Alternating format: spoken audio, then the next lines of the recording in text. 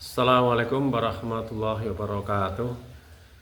Kalau kemarin saya menjelaskan tentang profesi orang thinking extrovert ya, jadi memang saya lebih suka itu menjelaskan sesuatu dari target akhir yang akan kita raih ya. Target akhir yang akan kita raih untuk urusan terutama di dunia ini adalah profesi ya, profesi.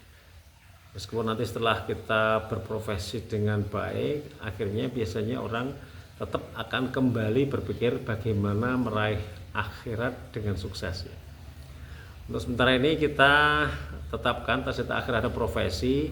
Setelah itu baru nanti kita turunkan ke jurusan kuliah ya.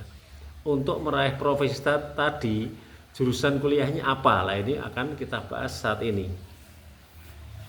Thinking extrovert, kemarin saya jelaskan dia sebaiknya menjadi ahli manajemen, baik manajemen dia bekerja di perusahaan maupun manajemen terhadap bisnis yang dia jalani atau dia buat. Jadi di Indonesia ini memang agak unik. Mungkin rekan-rekan berpikir ketika thinking extrovert yang kemarin saya jelaskan sebaiknya menjadi ahli manajemen, apakah dia harus nanti kuliah di jurusan manajemen ya? Yang mana manajemen itu biasanya masuknya ke fakultas ekonomi. Nah, begini rekan-rekan, manajemen atau jurusan manajemen yang ada di Indonesia dengan yang di luar negeri, ya, terutama di negara barat itu beda. Kalau Anda kuliah manajemen di luar negeri, terutama universitas yang ternama, maka Anda lulus akan benar-benar menjadi seorang manajer yang handal, bahkan manajer kelas dunia. Tapi kalau di Indonesia belum tentu ya. Meskipun Anda kuliah di S1 manajemen perguruan tinggi negeri, belum tentu Anda lulus langsung bisa menjadi manajer yang handal ya. Manajer yang handal level nasional seperti itu belum tentu ya. Maka kalau saya sarankan thinking extrovert itu memang nanti jadi ahli manajemen, tapi jurusan kuliahnya sebaiknya saya sarankan dia yang wilayahnya eksak ya. Kalau thinking introvert itu dia karena spesialis di wilayah hal-hal yang eksak ya, dia eksak itu intinya adalah jurusan kuliah yang diturunkan atau kombinasi dari mata pelajaran matematika, kimia, fisika, biologi. Ini diramu, dijadikan satu, digabungkan akhirnya bisa menjadi jurusan-jurusan kuliah, yaitu jurusan eksak, misalnya kedokteran, teknik, pertanian, peternakan, farmasi, dan lain-lain. Kalau eksak di dunia ekonomi berarti hamilnya harus akuntansi. Nah, untuk menjadi ahli manajemen tidak harus thinking extrovert kuliah di S1 manajemen, tidak harus. Bahkan bagi saya sebaiknya thinking extrovert tidak kuliah di S1 manajemen. Kuliahnya mengikuti thinking introvert saja. Ya, thinking introvert itu adalah ya tadi dunia eksak. Silakan yang putranya ada yang thinking extrovert kuliahkan di seputar tadi ya, kedokteran atau bidang kesehatan yang lain, bisa perawat, bisa bidan dan lain-lain. Kemudian teknik ya, teknik banyak sekali, ada teknik mesin, teknik elektro, ada sipil, ada teknik nuklir dan lain-lain. Pertanian, peternakan dan sejenisnya, farmasi dan lain-lain. Nah, nanti ketika dia sudah lulus, kemudian bekerja di perusahaan, ya, awalnya memang dia bekerja sesuai dengan jurusannya itu, ya. Misalnya saya dulu teknik mesin. Ketika lulus dan kerja pertama kali di perusahaan, kita akan berkutat dengan mesin, teknis.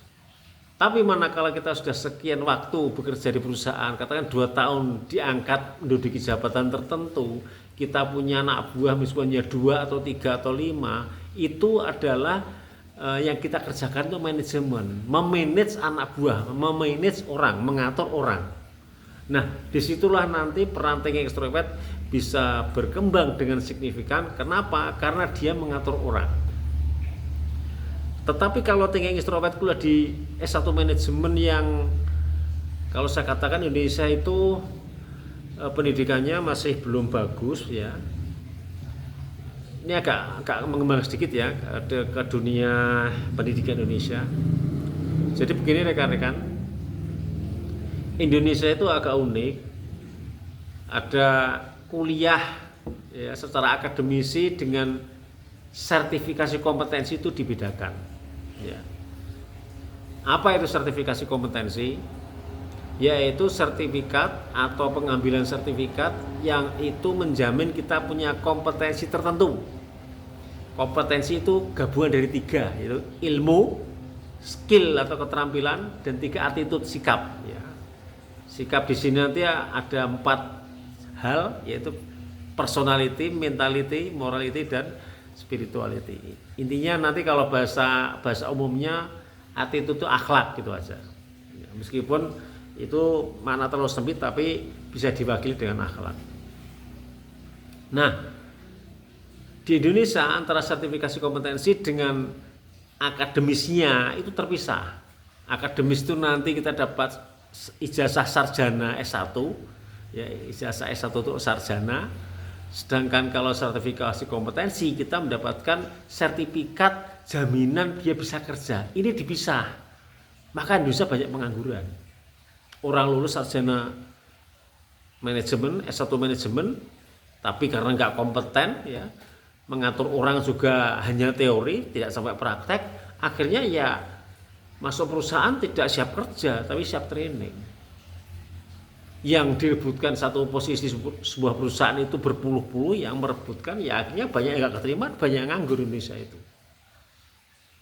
Kalau di luar negeri antara akademisi ya S1, isi jasa S1 dengan sertifikat kompetensi itu jadi satu di kampus.